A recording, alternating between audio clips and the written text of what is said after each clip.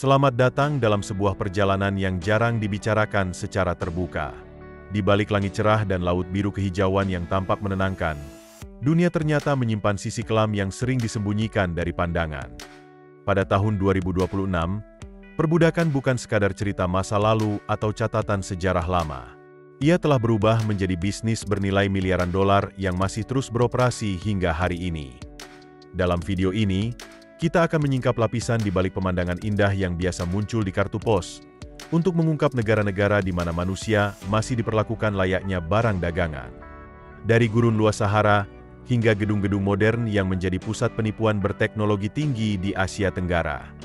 Sebelum kita melangkah lebih jauh ke dalam kisah yang jarang diungkap ini, jangan lupa untuk menyukai video ini, berlangganan saluran kami, dan tinggalkan komentar Anda di bawah. Dukungan Anda membantu kami terus menghadirkan informasi penting yang sering kali diabaikan. Sekarang, apakah Anda siap melihat sisi lain dari dunia yang biasanya hanya terlihat indah di blog perjalanan? Jika iya, mari kita mulai perjalanan ini. Mauritania, sebuah negeri gurun di mana waktu seakan berhenti, dan bayang-bayang perbudakan masih bertahan. Perjalanan kita dimulai di hamparan pasir luas Mauritania, sebuah wilayah di Afrika Barat di mana gurun Sahara bertemu dengan Samudra Atlantik, menciptakan pemandangan alam yang memukau. Namun di balik keindahan alam tersebut, tersembunyi kenyataan pahit yang sulit dihapus dari sejarah modern. Mungkin sulit dipercaya, tetapi Mauritania dikenal sebagai negara terakhir di dunia yang secara resmi menghapus praktik perbudakan, yaitu pada tahun 1981. Yang lebih mengejutkan lagi, praktik tersebut baru dinyatakan sebagai tindak pidana pada tahun 2007. Meskipun undang-undang telah diberlakukan, kenyataan di lapangan menunjukkan bahwa hukum tidak selalu mampu memutus rantai tradisi yang telah berlangsung selama berabad-abad.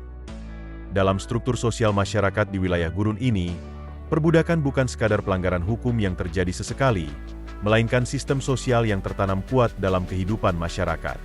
Hierarki sosialnya sangat jelas.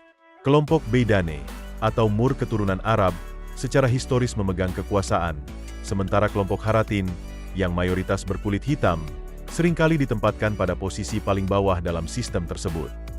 Para peneliti dan pemerhati sosial menyebut kondisi ini sebagai bentuk perbudakan turun-temurun. Walaupun pemerintah seringkali meremehkan atau menyangkal skala permasalahan ini, para aktivis di lapangan terus menemukan bukti adanya keluarga yang terperangkap dalam hubungan majikan dan pelayan yang diwariskan dari satu generasi ke generasi berikutnya.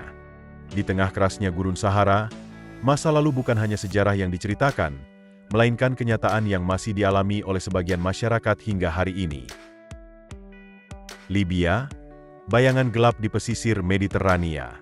Perjalanan kita berlanjut ke arah utara, menuju pesisir Libya yang berbatasan dengan Laut Mediterania. Dahulu, wilayah ini dikenal sebagai pintu masuk bagi para pedagang dan pelancong dari berbagai penjuru dunia. Namun kini, negara yang dilanda konflik dan ketidakstabilan politik ini telah berubah menjadi wilayah yang menakutkan bagi banyak orang yang berharap mendapatkan kehidupan lebih baik di Eropa. Bertahun-tahun perang saudara telah menciptakan kekosongan kekuasaan yang membuka jalan bagi munculnya kembali praktik perdagangan manusia dalam bentuk yang paling nyata. Bagi para migran dari Afrika Sub-Sahara yang bermimpi mencapai Eropa, perjalanan mereka seringkali berakhir tragis. Alih-alih disambut oleh bantuan kemanusiaan, banyak dari mereka justru jatuh ke tangan kelompok bersenjata dan jaringan kriminal. Pernahkah Anda membayangkan berapa nilai kehidupan manusia di wilayah yang tidak memiliki hukum yang jelas? Jawabannya sungguh mengejutkan sekaligus menyedihkan. Laporan dari berbagai organisasi internasional menunjukkan adanya lelang manusia secara terbuka, di mana pria dan wanita dijual dengan harga sekitar $400 Amerika, jumlah yang bahkan lebih rendah dibandingkan harga beberapa ponsel pintar modern. Setelah dijual, para korban dipaksa bekerja tanpa upah dalam proyek konstruksi atau sektor pertanian. Mereka ditempatkan di fasilitas penahanan yang tidak layak, dengan kondisi yang penuh kekerasan dan tekanan fisik. Penyiksaan sering digunakan sebagai alat untuk memaksa keluarga mereka di negara asal mengirimkan uang tebusan. Jika uang tersebut tidak pernah sampai, para korban akan kembali dijual kepada pihak lain. Tanpa adanya pemerintahan pusat yang stabil, Libya telah berubah menjadi tempat yang rawan pelanggaran hak asasi manusia. Angin Laut Mediterania yang dahulu membawa kisah perdagangan dan perjalanan kini juga membawa cerita penderitaan manusia yang seharusnya telah hilang dari dunia modern. India, rantai tak terlihat di balik kemajuan ekonomi. Kini kita bergerak ke Asia Selatan, menuju India, sebuah negara besar yang dikenal sebagai pusat pertumbuhan ekonomi dan teknologi modern. India sering dipuji atas kemajuan pesatnya di bidang sains, teknologi, dan eksplorasi luar angkasa. Namun di balik citra kemajuan tersebut, terdapat kenyataan pahit yang jarang dibicarakan. Negara ini memiliki jumlah terbesar korban perbudakan modern di dunia saat ini. Berbeda dengan gambaran perbudakan klasik yang identik dengan rantai besi dan kurungan fisik, praktik di sini seringkali berlangsung melalui sistem utang. Sistem ini dikenal sebagai kerja berbasis utang, atau bonded labor. Segalanya biasanya dimulai dari satu peristiwa darurat, seperti biaya pengobatan mendadak atau kegagalan panen. Tanpa akses ke lembaga keuangan formal, keluarga miskin terpaksa meminjam uang dari pemilik tanah atau pengusaha lokal. Jumlah pinjaman mungkin kecil, misalnya hanya puluhan dolar, tetapi konsekuensinya sangat besar. Sebagai imbalannya, mereka setuju untuk bekerja hingga utang tersebut lunas. Namun disinilah jebakan sebenarnya dimulai. Dengan tambahan bunga yang tinggi serta biaya lain seperti makanan dan alat kerja, jumlah utang justru terus meningkat. Di ribuan lokasi pembakaran batu bata di berbagai wilayah India, keluarga bekerja sepanjang hari di bawah panas terik, menghasilkan batu bata dalam jumlah besar. Yang paling menyedihkan adalah keterlibatan anak-anak. Anak-anak yang seharusnya belajar di sekolah terpaksa bekerja bersama orang tua mereka, membawa beban berat dan mengorbankan masa depan demi melunasi utang yang bahkan mungkin dibuat oleh generasi sebelumnya. Pakistan, lingkaran tanpa akhir dari sistem Peshgi. Perjalanan berikutnya membawa kita ke wilayah pedesaan Pakistan, di mana kehidupan bagi banyak keluarga masih terikat pada sistem yang dikenal sebagai Peshgi. Sistem ini merupakan bentuk pinjaman uang muka yang awalnya diberikan untuk kebutuhan mendesak, seperti pernikahan atau biaya kesehatan. Namun pinjaman tersebut sering berubah menjadi jerat utang yang berlangsung seumur hidup. Di berbagai wilayah seperti Punjab dan Sindh, ribuan keluarga tinggal di dekat tungku pembakaran batu bata yang luas. Mereka bekerja di tempat yang sama selama puluhan tahun tanpa memiliki aset atau tanah sendiri. Pemilik tungku memiliki kekuasaan penuh, bertindak sebagai pemberi pinjaman sekaligus pengawas kerja. Banyak pekerja tidak memiliki kemampuan membaca atau menulis, sehingga mereka tidak memahami rincian utang yang terus bertambah. Biaya untuk tempat tinggal, alat kerja, bahkan air minum sering dicatat sebagai tambahan utang. Dengan perhitungan yang tidak transparan, jumlah utang hampir tidak pernah berkurang. Inilah sebabnya mengapa banyak keluarga tetap terjebak dalam sistem ini selama puluhan tahun. Salah satu pemandangan yang paling memilukan adalah melihat anak-anak kecil yang tumbuh di lingkungan kerja berat, belajar memikul tanggung jawab yang seharusnya tidak mereka tanggung pada usia muda. Alih-alih memegang pena dan buku catatan, tangan kecil mereka diwarnai merah dengan tanah liat saat mereka membentuk ribuan batu bata sehari. Karena mereka tidak memiliki akses ke pendidikan dasar, mereka tidak memiliki cara untuk memverifikasi catatan yang disimpan oleh pemiliknya. Hutang lahir yang tidak mereka ciptakan. Dan bagi banyak orang, satu-satunya cara untuk melarikan diri dari panas oven adalah akhir dari kehidupan itu sendiri. A adalah siklus kemiskinan yang mengganggu, di mana harapan masa depan yang lebih baik terkubur di bawah lapisan lumpur yang dikeringkan di bawah sinar matahari. Kamboja, neraka perbudakan dunia maya berteknologi tinggi. Dari oven tradisional Pakistan, kami pindah ke perbatasan modern yang menakutkan di kota-kota pesisir Kamboja. Di tempat-tempat seperti Sihanoukville, cakrawala penuh dengan menara berkilauan dan kasino mewah. Namun di balik dinding beton bertulang dan gulungan kawat berduri menyembunyikan bentuk baru eksploitasi manusia. Perbudakan dunia maya. Ribuan anak muda hemat teknologi dari seluruh Asia dan dunia tertarik di sini oleh iklan pekerjaan yang tampak profesional yang menjanjikan pekerjaan bergaji tinggi di industri digital. Tetapi saat mereka turun dari pesawat dan perangkap ditutup, paspor mereka disita dan mereka dipenjara di kompleks penipuan. Bayangkan dipaksa bekerja 16 jam sehari duduk di depan layar komputer di bawah ancaman kekerasan fisik yang terus-menerus. Para korban ini dipaksa untuk melakukan penipuan online canggih yang menargetkan orang-orang yang tidak bersalah di seluruh dunia dalam apa yang dikenal sebagai penipuan penggemukan babi. Jika mereka tidak mematuhi kuota harian mereka atau mencoba menghubungi dunia luar, konsekuensinya sangat brutal. Laporan sengatan listrik, Pemukulan berat dan bahkan penjualan kembali korban ke jaringan kriminal lainnya telah menjadi sangat umum. Kompleks berbenteng ini beroperasi sebagai negara merdeka di mana hukum lokal tampaknya menghilang. Ini adalah pengingat yang mengerikan bahwa di era digital kita yang terhubung perbudakan telah berkembang menjadi industri teknologi tinggi, mengubah alat kemajuan menjadi instrumen kontrol mutlak dan kesengsaraan manusia. Myanmar, biaya manusia dari sebuah bangsa dalam konflik. Perjalanan kami sekarang membawa kami ke hutan Zamrud dan pegunungan Myanmar yang diselimuti kabut, sebuah negara yang telah retak oleh konflik internal selama beberapa dekade. Ketika sebuah negara jatuh ke dalam kekacauan, warga yang paling rentan adalah mereka yang membayar harga tertinggi. Dalam bayang-bayang konflik yang sedang berlangsung, kerja paksa telah menjadi alat sistematis untuk bertahan hidup dan penindasan. Di daerah perbatasan terpencil, kerinduan desa sering dikumpulkan oleh berbagai kelompok bersenjata untuk melayani sebagai porter. Orang-orang ini dipaksa untuk mengangkut peralatan militer berat, makanan, dan amunisi melalui medan berbahaya dan ladang ranjau aktif tanpa bayaran atau perlindungan.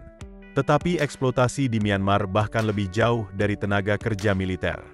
Runtuhnya ekonomi, setelah krisis politik baru-baru ini, telah mendorong ribuan wanita dan anak-anak yang putus asa di tangan pedagang manusia. Perdagangan manusia yang berkembang pesat telah muncul di seluruh wilayah perbatasan tanpa hukum, di mana wanita dijual ke pernikahan paksa atau ke perdagangan seks lintas batas internasional. Dengan tidak adanya sistem hukum yang fungsional, kehidupan manusia menjadi sumber daya yang dapat dibuang.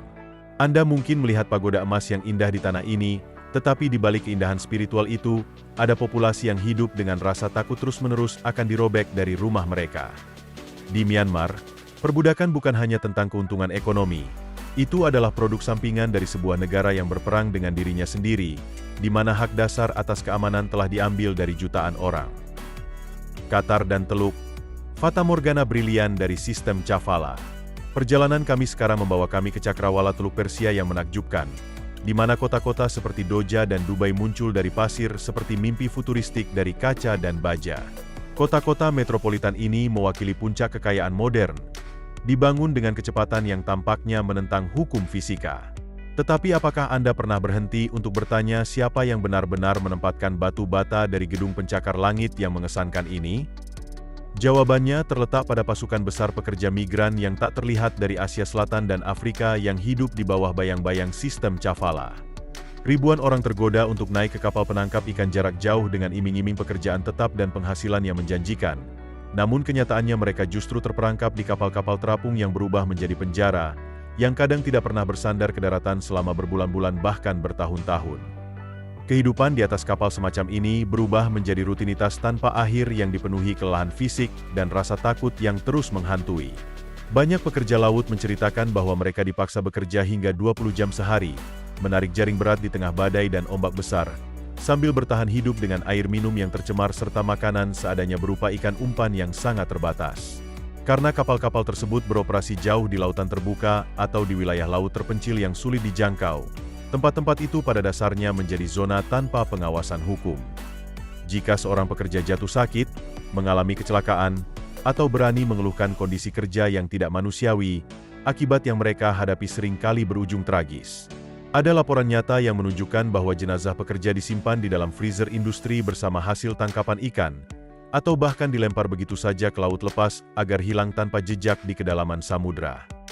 Saat Anda melihat makanan laut dengan harga murah di rak supermarket di negara yang jauh dari lautan, besar kemungkinan produk tersebut berasal dari sistem kerja paksa yang tersembunyi di tengah laut. Ini menjadi pengingat yang menyakitkan bahwa di luasnya samudra, suara penderitaan para pekerja yang dieksploitasi sering tenggelam bersama gelombang.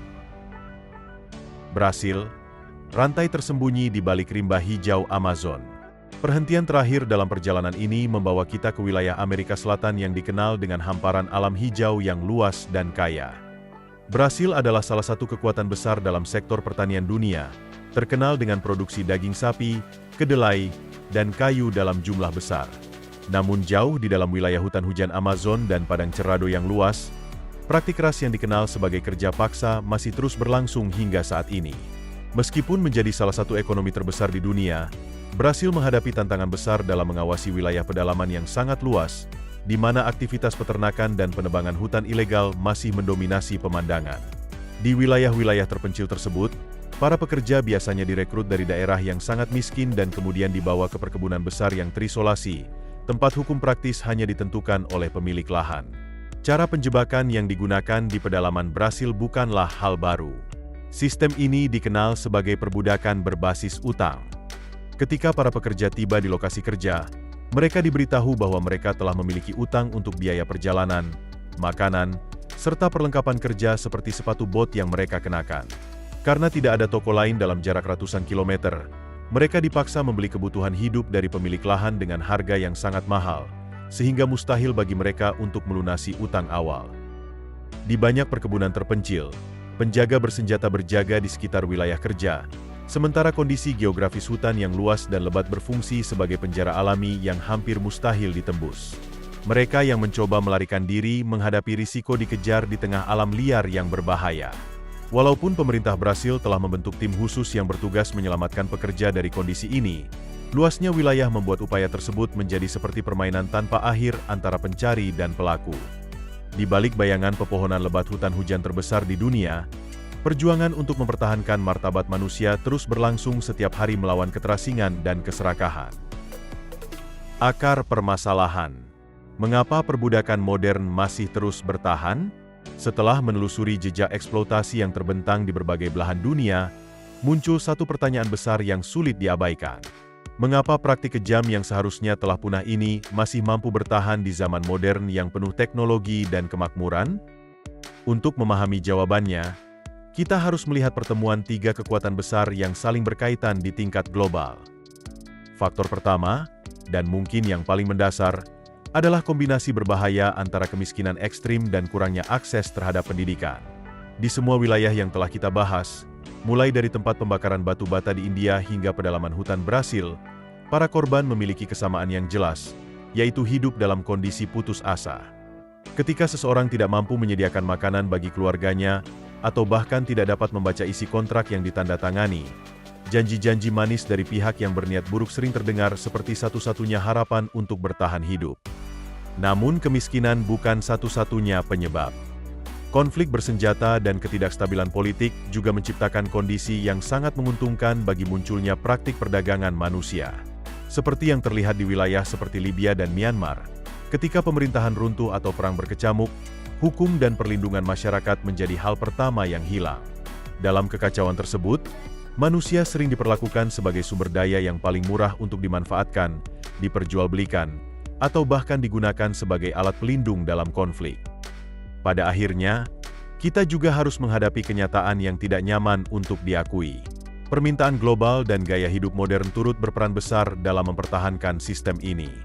Keinginan untuk memiliki barang elektronik seperti smartphone dengan harga terjangkau, pakaian murah, atau makanan laut dengan biaya rendah menciptakan tekanan besar pada rantai produksi di seluruh dunia. Tekanan ini mendorong perusahaan untuk terus menekan biaya produksi, yang pada akhirnya membuka celah bagi praktik eksploitasi tenaga kerja di berbagai tempat. Perlombaan untuk menekan biaya ini pada akhirnya sering berujung di wilayah-wilayah terpencil di dunia, tempat biaya produksi ditekan serendah mungkin, bahkan sampai menghilangkan nilai upah manusia itu sendiri. Perbudakan di masa kini bukan sekadar kegagalan satu negara atau satu wilayah saja, melainkan konsekuensi dari sistem global yang terlalu sering menempatkan keuntungan finansial di atas nilai kehidupan manusia. Perjalanan yang telah kita lakukan bersama membuka tabir kenyataan yang selama ini tersembunyi di balik panorama paling memukau di berbagai belahan dunia. Kita telah menembus bayang-bayang di balik gedung-gedung tinggi yang gemerlap dan kuil-kuil megah berlapis emas, untuk menemukan kisah-kisah yang telah lama diabaikan oleh perhatian dunia. Di tahun 2026, bentuk perbudakan tidak selalu terlihat dalam wujud rantai besi atau belenggu fisik. Ia hadir dengan cara yang lebih tersembunyi, bersembunyi di dalam barang-barang yang kita beli setiap hari, di dalam bahan bangunan yang kita gunakan untuk membangun rumah, dan bahkan di dalam sistem digital yang digunakan dalam praktik penipuan modern. Penting untuk diingat bahwa membuka dan membagikan kisah-kisah seperti ini adalah langkah awal untuk menghentikan budaya diam yang selama ini melindungi praktik-praktik tersebut. Negara-negara yang kita bahas bukan hanya dikenal karena tragedi yang terjadi di dalamnya, tetapi juga karena keberanian para penyintas dan para pejuang perubahan yang terus memperjuangkan hak serta martabat manusia. Dengan mulai mempertanyakan dari mana asal barang yang kita gunakan, dan dengan menolak untuk berpura-pura tidak tahu, Kita berhenti menjadi bagian dari sistem yang diam-diam mendukung ketidakadilan. Untuk benar-benar memahami dunia yang kita tinggali, kita tidak hanya perlu mengagumi keindahannya, tetapi juga berani melihat luka-luka yang ada di baliknya. Hanya dengan kesadaran seperti itu, kita dapat berharap untuk menciptakan masa depan yang lebih adil, di mana setiap senyuman tidak lagi menyembunyikan penderitaan, melainkan mencerminkan kebebasan yang sesungguhnya. Terima kasih telah meluangkan waktu untuk mengikuti perjalanan penting ini bersama kami. Jika kisah ini menyentuh perasaan Anda atau membuka wawasan baru, jangan ragu untuk membagikan video ini kepada orang lain dan membantu menyebarkan pesan yang sangat berarti ini kepada lebih banyak orang.